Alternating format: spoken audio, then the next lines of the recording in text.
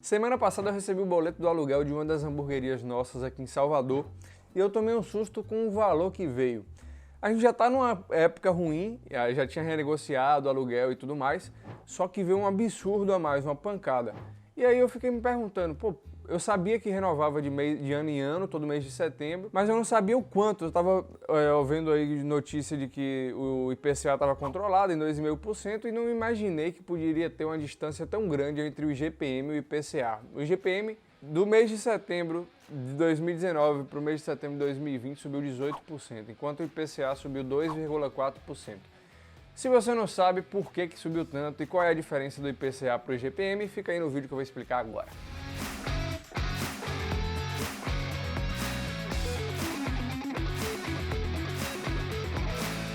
Então, antes de eu dar aqui uma aula de conhecimento que vai servir pelo resto da sua vida, deixa aquele like de respeito. Agora, se você não tiver inscrito no canal ainda, eu não vou falar nada, vou desistir, tchau. Para quem é comerciante e produtor, a inflação está disparando. Para quem trabalha com serviços e para o consumidor final, a inflação está basicamente controlada. Por que está acontecendo essa discrepância toda? O IPCA é o Índice Nacional de Preço do Consumidor Amplo, é calculado pelo IBGE, que é uma entidade governamental, e é o índice oficial de inflação. O objetivo dele é calcular a variação de preço do varejo dos produtos que são mais consumidos pelas famílias brasileiras. E o IGPM é o Índice Geral de Preços do Mercado, é calculado pela FGV, a Fundação Getúlio Vargas, que é uma entidade privada. E IGPM é um índice mais amplo que abrange todos os setores da economia brasileira e não só os preços finais do varejo. Os dois, então, são índices que medem a inflação. Mas por que se diferem tanto? O que é a inflação? A inflação é o aumento de preços de produtos e serviços. Mas como funciona essa variação de preço? A variação de preço que tem em São Paulo é diferente da variação de preço que tem aqui em Salvador. Dentro de cada cidade tem bairros. Em cada bairro você tem ali produtos mais baratos e produtos mais caros. Depende da condição familiar das pessoas que vivem ali nesse bairro. Cada família tem sua própria inflação, que se difere de família para família. Por isso que tem gente que fala que o IPCA é manipulado só porque é controlado pelo governo. Mas na verdade, sua forma de calcular é diferente de como se calcula o IGPM, por exemplo.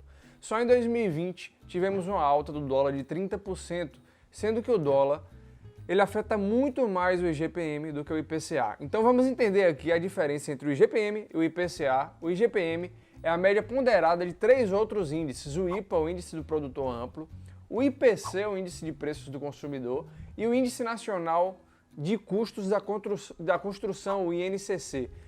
O que vale mais é o IPA, o Índice do Produtor Amplo. Ele tem 60% de peso no IGPM. E é exatamente aí que mora o perigo. 30% vem do IPC, que é o Índice de Preços do Consumidor, e 10% vem do INCC, o Índice Nacional de Custos da Construção. Já o IPCA, ele não tem essa parte do produtor, do atacado, nem da construção, mas tem mais de 20% vem de alimentos e bebidas, 20% vem de transportes, depois a habitação tem um peso grande também.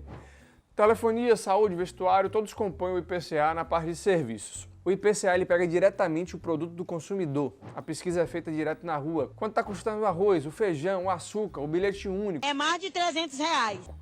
A camiseta, a água. Então é mais ou menos assim que é feita a apuração do IPCA, na rua mesmo, ali no mercado. Que mede a inflação de famílias de renda de 1 a 40 salários mínimos, que residem ali nas cidades de Belém, São Paulo, Rio de Janeiro, Belo Horizonte, Porto Alegre, Curitiba, Salvador, Recife, Fortaleza, Distrito Federal e Goiânia. Então não são todas as cidades do Brasil e nem são todos os estados do Brasil. E qual é a grande diferença do IGPM? É o IPA, que faz parte ali de 60% do IGPM. Ele mede o atacado e não o varejo. Então ele mede as negociações entre empresas, pessoa jurídica. Então mede para grandes centros de distribuição. Apesar do atacado ter um preço menor do que o que chega ao consumidor final, já que é um índice ao produtor. Então na matéria-prima, insumos, produtos, que são muitas vezes commodities que são atrelados ao dólar, então como o dólar explodiu subindo 30% no último ano, os produtos, insumos e matéria-prima também explodiram. Então essa dinâmica de preços que a matéria-prima, produtos e insumos tem, ela não afeta diretamente o consumidor, mas sim o IPA, que é 60% ali do IGPM. Exemplo, o petróleo sobe, a commodity afeta diretamente o combustível, mas nem sempre é repassado para o consumidor. Existe uma política de preços que podem segurar valores e etc. Ou seja, o IPA pode subir por conta do dólar ou commodity, mas isso pode não ser passado para o consumidor. Nem sempre tem esse repasse. Mas o produtor, o comerciante, ele é afetado diretamente com essa inflação, que é uma inflação diferente da que tem impactado na vida da maioria das pessoas. Então, às vezes, a inflação dispara para um setor e para outro não. Nessa crise tivemos uma diminuição da produção, mas a procura pelos produtos continuaram alta. Então tem-se um aumento no preço dos produtos, que é muito atrelado ali ao IGPM, porém os serviços caíram muito nessa crise, logo o IPCA, que é muito mais ligado a serviços, não subiu muito. A alta do IGPM impacta muito mais quem vive de aluguel, quem é produtor, quem é comerciante. O IPCA pega na ponta, não tem afetado muito a vida das pessoas, já que tem subido pouco. Então tá aí a diferença do porquê que o IGPM subiu 18% e o IPCA subiu apenas 2,4%, isso falando de 12 meses para cá. Se tiver ficado alguma dúvida, deixa nos comentários. Se tiver também alguma experiência com algum desses dois índices também na sua vida, deixa aí nos comentários.